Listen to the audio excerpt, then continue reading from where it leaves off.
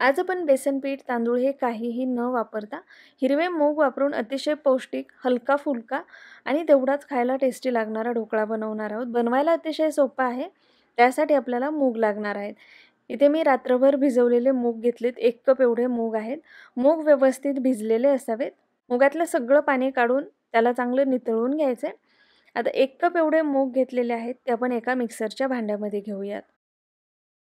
यासोबतच यामध्ये आपल्याला भरपूर कोथिंबीर घालायची. साधारण अर्धी वाटी एवढी कोथिंबीर घेतलेली आहे.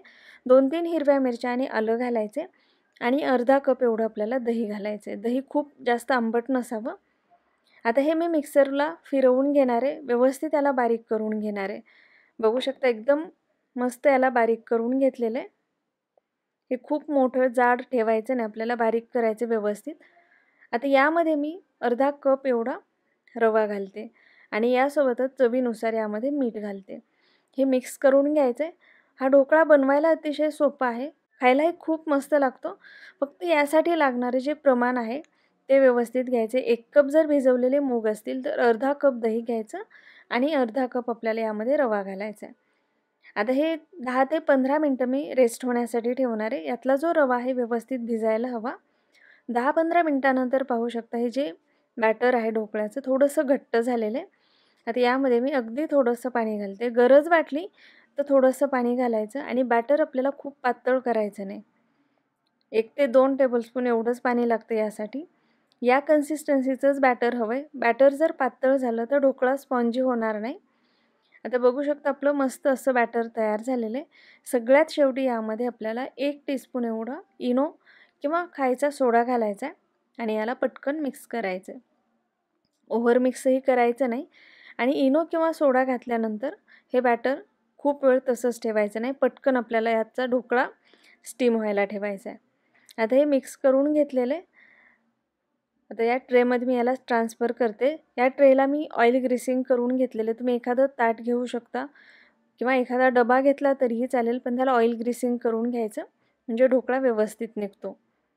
आणि ही सगळी प्रोसेस आपल्याला यामध्ये इनो किंवा बेकिंग सोडा घातल्यानंतर खूप फास्ट करायची. वरतून मी थोडी लाल मिरची पावडर घालते. अगदी थोडी स्प्रिंकल केलेली आहे. आणि आता हे पटकन आपल्याला स्टीम व्हायला ठेवायचं आहे. इथे मी आधीच कढईमध्ये पाणी गरम करायला ठेवलेलं होतं.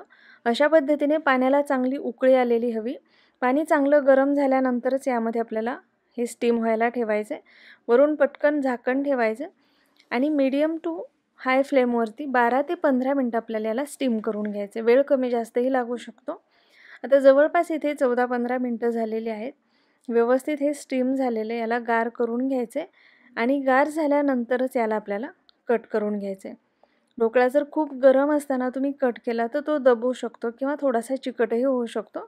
त्यामुळे याला थोडंसं गार करणं गरजेचं आहे. त्याला मी कट करते. बघू शकता कट करतानाच लक्षात येते आपला जो ढोकळा आहे छान स्पॉन्जी झालेला आहे.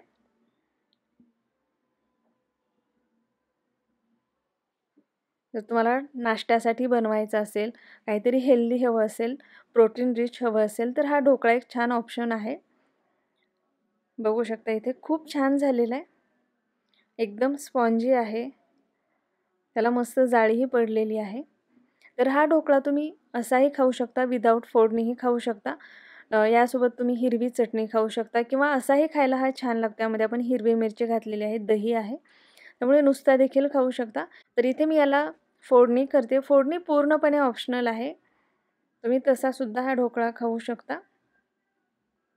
फोडणीसाठी तेल गरम केलेलं आहे. त्यामध्ये मोहरी घालायची. मोहरी चांगली तडतडू द्यायची. त्यामध्ये थोडासा हिंग घालायचा आणि थोडे पांढरे तीळ घालायचे.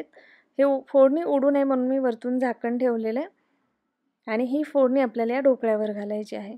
यामध्ये मी पांढरे तीळ वापरलेले आहेत. या ढोकळ्यावरती खूप छान लागतात. यासोबत तिळाचं कॉम्बिनेशन छान लागतं.